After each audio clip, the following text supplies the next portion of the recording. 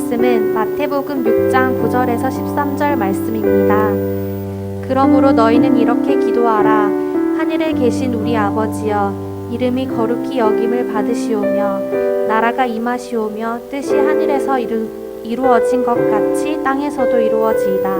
오늘 우리에게 일용할 양식을 주시옵고 우리가 우리에게 죄 지은 자를 사하여 준 것 같이 우리 죄를 사하여 주시옵고 우리를 시험에 들게 하지 마시옵고 다만 악에서 구하시옵소서.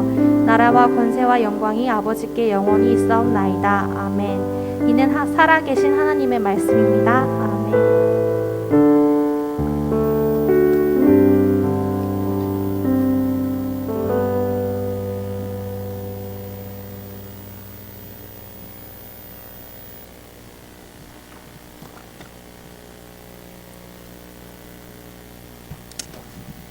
할렐루야.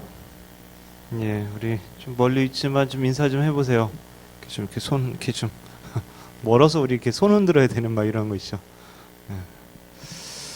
예, 코로나가 좀 우리를 점점 멀어지게 만드네요. 예. 그래도 코로나 중에도 이렇게 예배 드릴 수 있음이 감사한 것 같습니다. 또 그것이 축복인 줄로 믿습니다. 울산에서도 계속 코로나가 확산되어 가고 있는데 늘 소독과 마스크 등의 어떤 방역 지침들을 잘 지키면서 조심하시기 바랍니다. 한 사람의 파장이 얼마나 큰지 이렇게 좀 실감되게 되는 것 같습니다. 제 딸이 고등학교 이제 2학년인데 기말고사를 앞두고 있어요. 근데 지난 주간 소식이 일주일 연기됐다고.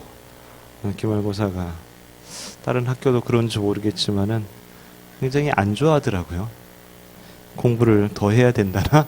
그래서 공부 시험 기간이 이렇게 더 있으면 좋지 않아? 그랬더니 안 좋다고 그러더라고요. 시험이라는 것이 늘 우리에게 부담을 주곤 합니다. 학교에서 치르는 시험뿐만 아니라 자격증 시험이나 뭐 공무원 시험이나 또 여러 가지 시험 등이 주는 압박감이 아마 클 겁니다. 그러나 그런 시험들을 통해서 자신의 실력을 평가받게 되고 또 자격을 부여받게 되고 그런 것이죠. 그래서 긍정적인 측면이 있게 됩니다.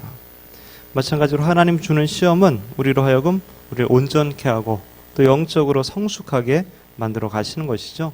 그래서 야고보서에서는 이렇게 말씀하고 있습니다. 시험을 참는 자는 복이 있나니 이는 시련을 견디어낸 자가 주께서 자기를 사랑하는 자들에게 약속하신 생명의 면류관을 얻을 것이기 때문이라. 그러나 사탄이 주는 시험은 정반대의 결과를 주게 되죠. 사탄은 우리를 유혹해서 죄를 짓게 만들고 그 죄의 비참함을 경험하게 만듭니다. 복의 근원이신 하나님과 멀어진 인생은 결국 죽음으로 치닫게 되어 있는 것이죠. 그래서 우리는 성경에서 시험이라는 단어가 나올 때에 두 가지 의미를 우리가 생각해 봐야 됩니다. 야고보서 1장 2절에 보면 내 형제들아 너희가 여러 가지 시험을 당하거든 온전히 기쁘게 여기라. 시험을 당하는데 기쁘게 여기랍니다.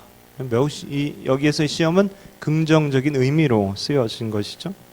근데 야고보서 1장 13절은 사람이 시험을 받을 때에 내가 하나님께 시험을 받는다 하지 말지니 하나님은 악에게 시험을 받지도 아니하시고 친히 아무도 시험하지 아니하시느니라.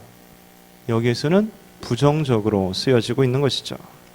우리말로 쓰여진 성경에서는 똑같이 시험이라고 되어 있지만 전혀 다른 의미가 있음을 우리가 알고 구별할 줄 알아야 합니다. 문맥에 따라서 어떤 때는 사탄이 주는 시험, 즉 유혹이고 또 어떤 때는 하나님이 주시는 시험, 테스트나 훈련의 의미로 해석되어집니다. 다시 말하면 그 시험을 주는 주체가 누구냐에 따라서 의미가 달라지는 거죠. 그 시험을 하나님이 주시는 것이면 뭡니까? 그렇죠. 훈련입니다. 하나님 모든 시험은 훈련이에요. 우리를 더 성장하게 만드는 거죠. 우리 인생의 해답을 알게 만들고 더 강하고 더 이렇게 힘있게 만들어 주시는 그런 훈련입니다. 그러나 시험의 주체가 사탄이 되면 어떻게 됩니까? 그것은 유혹이고 결국 그 결과 우리는 넘어뜨리고 또 우리를 멸망시키려는 것이죠. 그래서 요한복음 10장 10절에 보면 도둑이 오는 것은 도둑질하고 죽이고 멸망시키려는 것뿐이요 내가 온 것은 양으로 생명을 얻게 하고 더 풍성히 얻게 하려는 것이라. 그렇다면 오늘 주기도문에 나오는 시험은 어떤 것일까요? 우리를 시험에 들게 하지 마시옵고 다만 하기서 구하시옵소서. 여기서 나오는 시험은 그죠? 부정적인 의미의 사탄의 시험이다라고 볼 수 있게 되는 것이죠. 그래서 오늘 본문의 기도를 하나님 아버지 저희를 사탄의 유혹으로부터 지켜주셔서 우리가 죄악에 빠지지 않게 주옵소서, 이런 의미로 볼 수 있다라는 것입니다. 이 기도가 필요한 것은 그만큼 사탄의 유혹이 강하다라는 그런 의미이기도 하고 그만큼 우리가 넘어질 가능성이 높다라는 것을 전제하고 있는 것이죠. 우리가 알듯이 사탄은 에덴 동산에서 아담과 하와를 유혹했고 하나님의 아들이신 예수 그리스도를 유혹했습니다. 광야에서 40일 동안 금식하신 예수님께 다가가서 사탄이 돌이 덕덩이가 되게 해라, 이것과 내게 절하면 모든 권위와 영광을 주겠다. 네가 만약 하나님의 아들이거든 성전 꼭대기에서 뛰어내려라. 하나님이 보호해 주실 것이다. 이렇게 시험을 했죠. 뿐만 아니라 가룟 유다를 유혹했고 예수님의 제자들을 유혹했습니다. 예수님께서는 십자가 지시기 전날 밤 겟세마네 동산에 이제 기도하러 올라가시면서 제자들에게 깨어 기도할 것을 말씀해 주시죠. 마가복음 14장에 보면 돌아오사 제자들이 자는 것을 보시고 베드로에게 말씀하시되 시몬아 자느냐, 내가 1시간도 깨어 있을 수 없더냐. 시험에 들지 않게 깨어 있어 기도하라. 마음에는 원이로되 육신이 약하도다 하시고, 주님께서 깨어 기도하라고 하셨는데 자고 있었습니다. 그래서 돌아와서 이제 예수님께서 이런 말씀을 하시는 것이죠. 왜 깨어 기도하라고 했을까요? 베드로의 육신의 연약함을 알고 있기 때문에 깨어서 기도하라고 하신 것이죠. 근데 마음이 원이로되 육신이 연약하여 잠에 빠지고 말았다, 이렇게 되어 있지만은 육신이 연약하다 이런 말이 그냥 몸이 안 좋다, 몸이 연약하다 이런 의미가 아니라 그만큼 우리가 연약한 존재이고 사단의 유혹에 넘어질 가능성이 있는 그런 존재이다라는 의미로 볼 수 있습니다. 너무 피곤하고 졸린 그 베드로에게 사탄이 뭐라고 유혹을 했을까요? 야, 너 오늘 하루 종일 제대로 먹지도 못했는데 정말 피곤하지 않았냐? 좀 쉴래? 좀만 자봐. 금방 풀릴걸? 그래, 내일도 또 좀 예수님 따라다니고 힘든 일정을 소화할 거 아니야? 등등의 아주 달콤한 그런 말들을 했겠죠. 그런 사탄의 유혹을 받아 잠든 결과 베드로는 예수님을 부인하게 되고, 그죠? 예수님 저주하게 되고, 또 다시금 디베랴 바닷가에 고기 잡는 인생으로 돌아가 버리게 되었죠. 이 시험은 인생이라면 누구에게나 있습니다. 세상에 아직 사탄의 권세가 있고 우리는 유혹받기 알맞은 그런 육신을 입고 살아가기 때문에 여전히 천국 가는 그날까지 있게 됩니다. 학교에서도 있고 회사에서도 있고 집 안에서도 있습니다. 산에 가서도 있고 바다 가서도 있고 여럿이 있을 때도 생기기도 하고 혼자 있을 때도, 교회에 오면 교회에서도 마찬가지입니다. 심지어 예배 드릴 때, 그렇죠? 심지어 설교 들을 때에도 지금도 여러분 시험이 생길 수도 있죠. 막 졸릴 수도 있고, 특히 온라인으로 예배 드리는 친구들은 갑자기 누워서 예배 드리고 싶거나 갑자기 눈이 감기거나 이런 경우들, 그런 시험이 다가올 수가 있죠. 또 교회에 직분이 있는 장로님이나 원사님이나 집사님도 예외는 아닙니다. 저도 마찬가지고 유혹은 누구에게나 있다라는 것입니다. 그래서 오늘 주님이 가르쳐 주신 기도가 필요한 것이죠.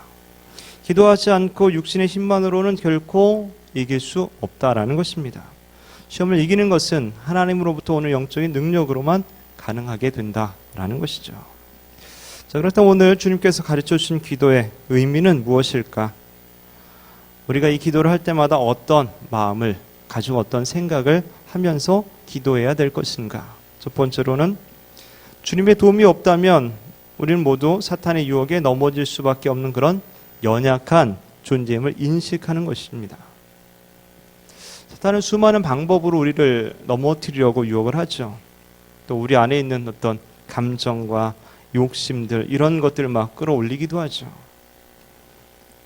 야고보서 1장 14절 보면 오직 각 사람이 시험을 받는 것은 자기 욕심에 끌려 미혹됨이니 내 생각과 욕망과 감정이 유혹의 도구가 되기도 합니다.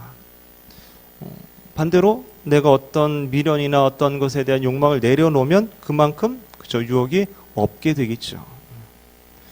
또한 사탄의 유혹은 밖으로부터 오기도 합니다. 사탄이 즐겨 쓰는 어떤 타이밍이 있다 그래요. 첫 번째는 처음 믿기 시작할 때, 처음 복음을 듣고 또 하나님 알아가고 믿기 시작할 그때에, 이 복음의 씨앗이 막 심겨지려고 할 그때에 새가 와서 쪼아 먹고 햇빛이 말려버리고 주변에 가시덤불이 덮고 막 이래서 이제 못 자라게 하는 거죠. 깨닫지 못해서 말씀 빼앗기기도 하고 환난이나 박해나 그런 어려움들이 있기도 하고 세상의 염려나 재물의 유혹 때문에 그 말씀이 심겨지지 못하고 이럴 때가 있습니다. 두 번째는 은혜 받을 때입니다. 은혜 막 충만히 받을 때 그때 시험이 올 가능성이 있다는 거죠.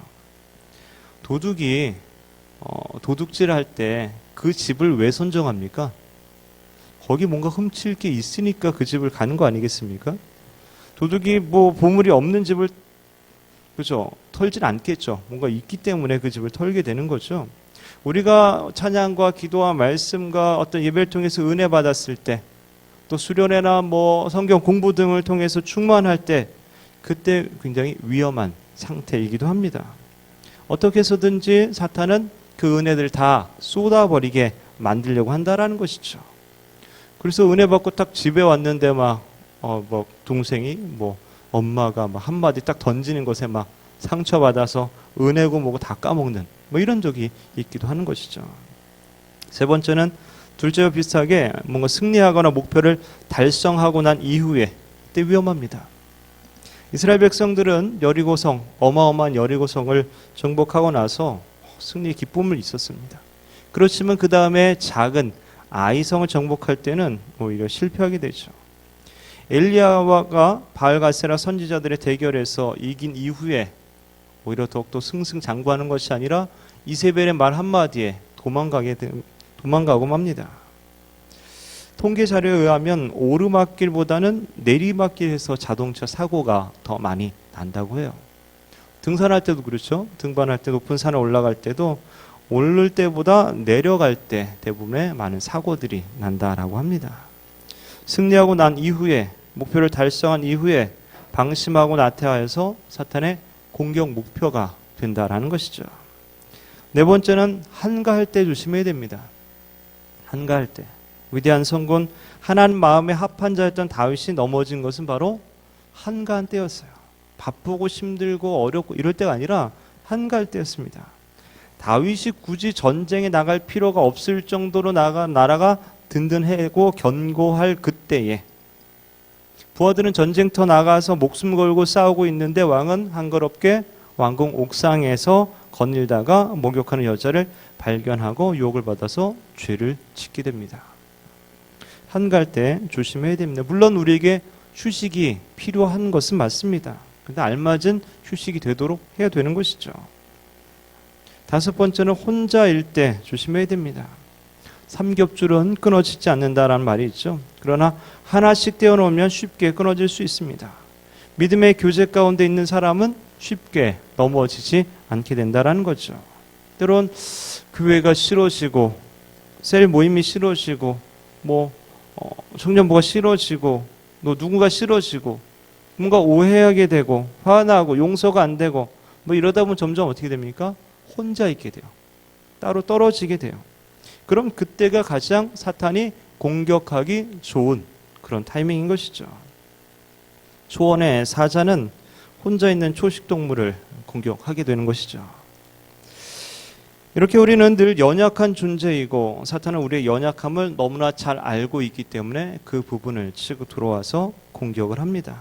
그래서 주님께서도 이 주기도문의 마지막 강구로 이 기도를 하라고 말씀하시게 되는 것이죠. 우리 인간은 먹고 사는 문제 때문에 쉽게 비굴해지기도 하고 또는 위기의 순간 가운데 금세 진리를 저버리기도 합니다. 우리 육신이라는 것은 조그만 바이러스의 침입에도 그렇죠? 맥을 못 춥니다.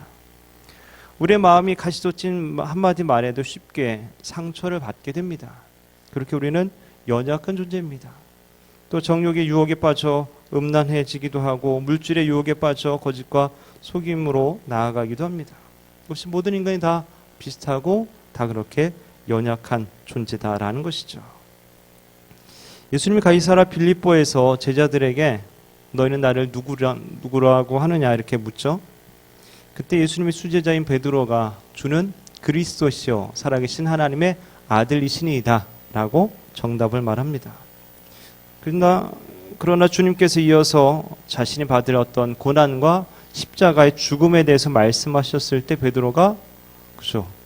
예수님은 이제 가로막아서게 되죠. 주여 그리 마옵소서 이 일이 결코 주에게 미치지 아니하리이다. 이 말에 대해서 주님이 베드로를 책망하면서 이렇게 말씀하십니다. 예수께서 돌이키시며 베드로에게 이르시되 사탄아 내 뒤로 물러가라. 너는 나를 넘어지게 하는 자로다. 내가 하나님의 일을 생각하지 아니하고 도리어 사람의 일을 생각하는도다 하시고 예수님의 수제자인 이 베드로가 예수님을 가로막은 건 물론 애정에서 한 일일 수 있습니다. 그러나 한순간 사탄의 밥이 되고 만 것이죠. 사탄이 이렇게 교묘하게 우리를 죄에 빠지고 시험에 들게 만드는 것입니다. 우리가 그런 연약한 존재임을 늘 인식하면서 이 기도를 시험에 들지 않기를 기도해야 되는 것이죠. 두 번째로는 나의 삶에서 유혹거리를 적극적으로 제거하며 살겠다라고 결단하는 것입니다. 우리를 시험에 들지 않게 해주십시오. 유혹에 빠지지 않게 해주십시오라고 날마다 기도하면서 그렇게 기도하면서 내가 넘어지기 쉬운 그런 유혹의 자리를 그대로 방치하고 그곳에 내가 가 있다면 그것은 뭡니까? 계속 내가 유혹에 빠지면서 살겠다라는 것밖에 안 되는 것이죠, 결국. 정말 유혹에 빠지지 않기를 원한다면 그런 환경들을 제거할 수 있어야 된다라는 것이죠. 내가 매일 접하는 것이든지 내가 만나는 사람이든지 내 주위에 있는 것들을 우리가 돌아봐야 됩니다. 내가 어떤 환경에서 누구를 만나고 어떤 타이밍에 어떻게 넘어지는지 무엇이 나를 유혹하고 실족하게 만드는지를 우리가 알 수 있어야 됩니다. 그리고 그것을 멀리하고 버릴 수 있어야 되는 것이죠. 하나님의 에덴 동산을 만들어주시고 보기에도 아름답고 먹기에도 좋은 실과가 가득한 그런 낙원으로 이렇게 만들어주셨잖아요. 근데 아담은 에덴 동산을 만들지 못합니다. 그러나 에덴 동산을 잘 지키고 가꾸라는 하나님의 명령은 그 명령대로는 할 수는 있다는 거죠. 아담과 하와가 해야 하는 것이고요. 그것까지 하나님이 해주시는 건 아니라는 겁니다. 사람이 할 수 있는 일은 사람이 해야 됩니다. 지키고 가꾸는 것, 그것이 아담과 하와가 해야 할 일이었던 것이죠. 즉 사탄이 정욕과 욕심과 탐욕을 가지고 우리를 자꾸 유혹할 때 우리는 우리의 마음을 잘 지켜야 합니다. 마음을 잘 가꾸고 지켜서 그런 것들이 우리를 정복하지 않게 만들어야 된다라는 것이죠. 오늘날 많은 대중 매체들을 통해서 사탄은 끊임없이 우리를 유혹합니다. 휴대폰만 있으면 얼마든지 접근할 수 있는 글과 이미지, 영상들의 어떤 음란과 폭력과 도박 이런 것들이 너무나 많이 있지 않습니까? 사탄은 이런 것들을 통해서 우리를 자꾸 유혹하는데 이게 나쁜 것인 줄 알면서도 한 발자국 한 발자국 계속 끌려 들어가며 그것을 끊지 못하게 된다면 결국 거기에 잠식되고 노예가 되어지고 마는 것이죠. 단호하게 끊을 수 있어야 됩니다. 이 끊으려면은 어떤 뭔가 있어야 돼요. 내 힘과 의지를 잘 안 되기 때문에 하나님의 말씀을 가지고 있어야 됩니다. 말씀 가운데 이것이 아니구나라는 확실한 어떤 의지를 가지고 해야지 안 그러면은 자기도 모르게 서서히 그냥 끌려가고 만다라는 것이죠. 하나님의 말씀으로 우리가 무장해야 됩니다. 그것으로 바르게 분별할 수 있어야 됩니다. 이것은 하나님 원하시는 것이 아니구나라고 확실히 분별된다면 그것을 버릴 수 있어야 되는 것이죠. 또한 사탄의 유혹에 빠지지 않기 위해서 또 친구를 잘 사귈 수 있어야 합니다. 나쁜 친구가 있으면 자꾸 나쁜 영향력을 받을 수밖에 없을 것입니다. 좋은 친구는 좋은 선한 영향력을 받을 수 있겠죠. 그래서 고린도전서 15장에 이렇게 말씀하고 있습니다. 속지 말라. 악한 동무들은 선한 행실을 더럽히나니 깨어 의를 행하고 죄를 짓지 말라. 하나님을 알지 못하는 자가 있기로 내가 너희를 부끄럽게 하기 위하여 말하노라.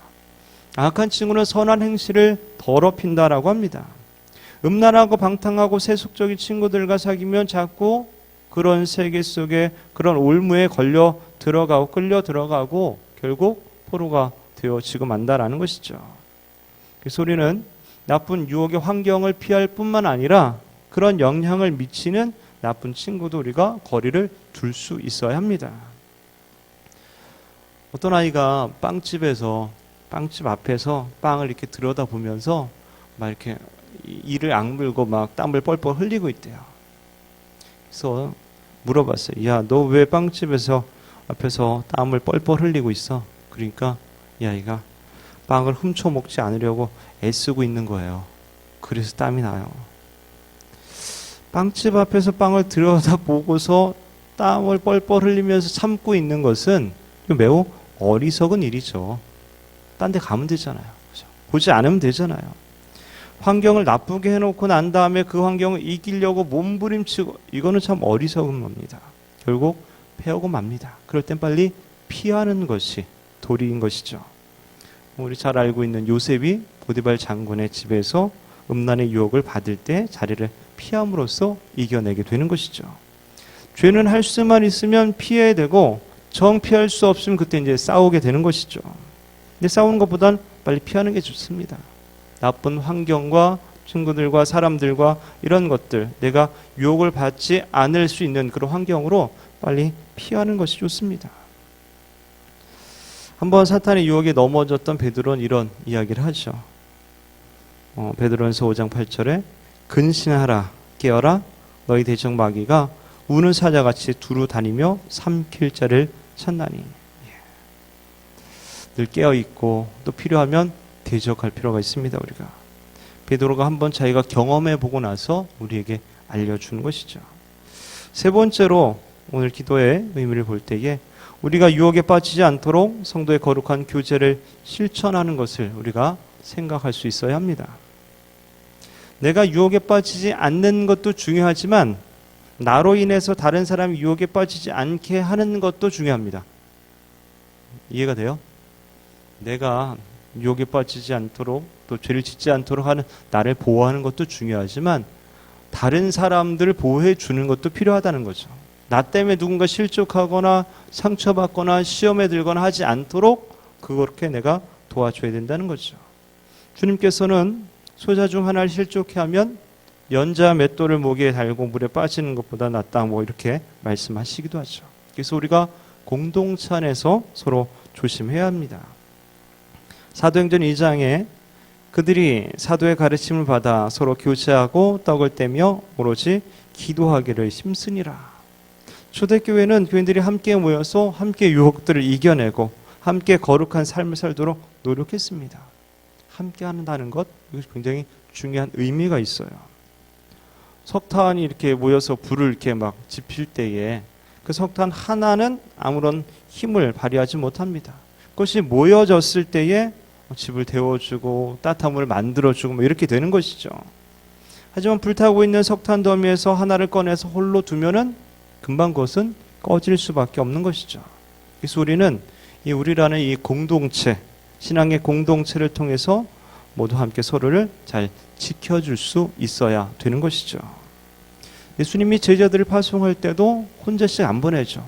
둘씩 함께 가도록 보냅니다. 왜냐하면 서로 의지하고 도와가고 위로하고 힘이 되게 하는 것이죠. 실제로 여러분들이 학교나 어떤 회사에서 있을 때에 거기서 믿음 생활하고 하나님 믿는 그리스도인들이 여러분 하나밖에 없어.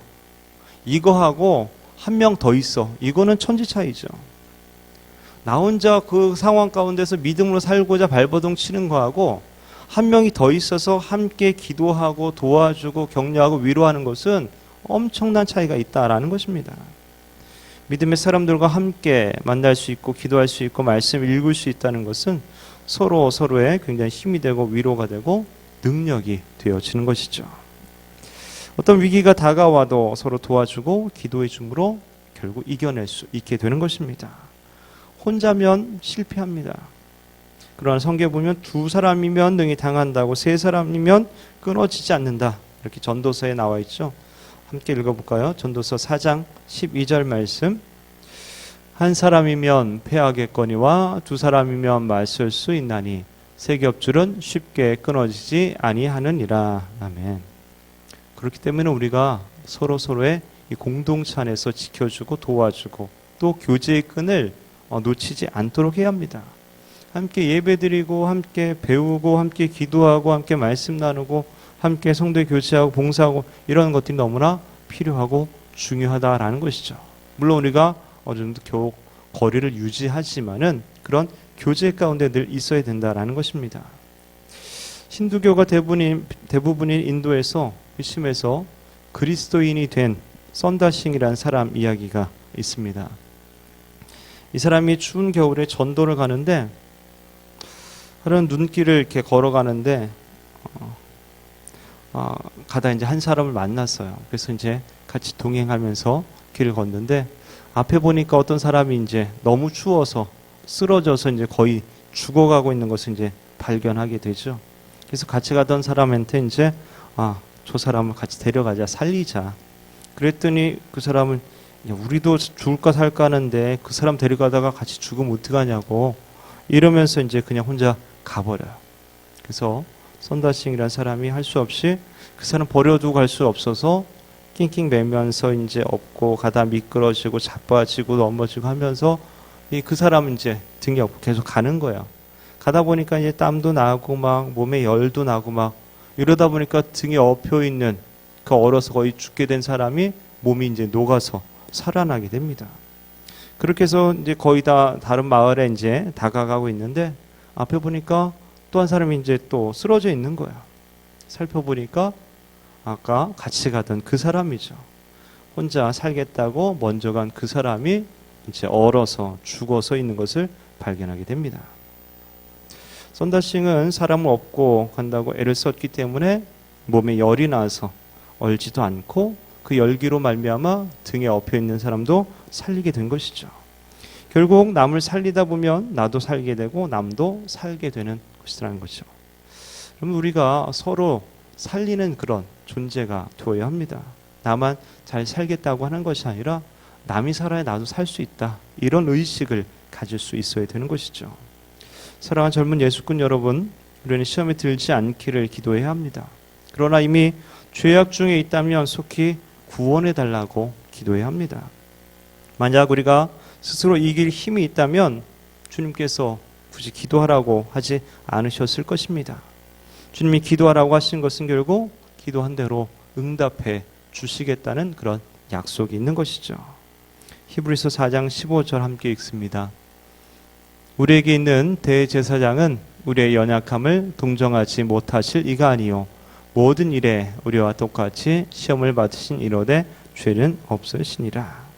예수님은 우리와 같이 시험을 받고 고난을 받으셨지만 결국 승리하셨습니다. 그래서 우리의 약함과 어리석음 등을 알고 계시고 또 우리를 능히 도우실 수 있는 그런 분이십니다. 그분께서 기도하라고 하신 것은 도와주시겠다라는 약속인 것이죠. 이 약속을 믿고 날마다 시험에 들지 않기를 기도하고 악에서 구해달라고 우리가 기도해야 될 줄로 믿습니다. 바라기는 우리의 연약함을 깨달아 더 기도하며 사탄의 유혹의 자리를 박차고 일어나고 떠나며 또 서로 기도하며 지켜주는 그런 믿음의 공동체, 우리 교회, 우리 청년부, 저와 여러분 되시기를 주님의 이름으로 축원합니다.